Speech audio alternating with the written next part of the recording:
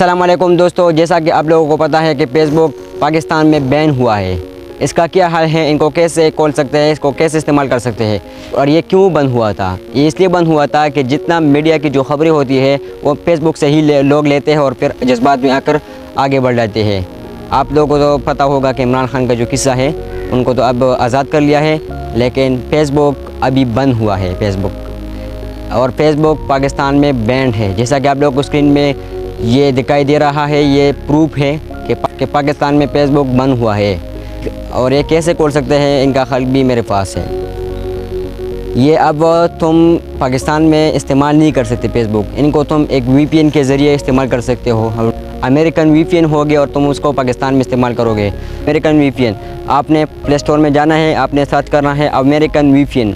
तुम्हारे पास जो पहला वाला आएगा उनको तुमने डाउनलोड करना है, इंस्टॉल करना है, फिर आपने उनको कनेक्ट करना है और फेसबुक को इस्तेमाल करना है। Thank you.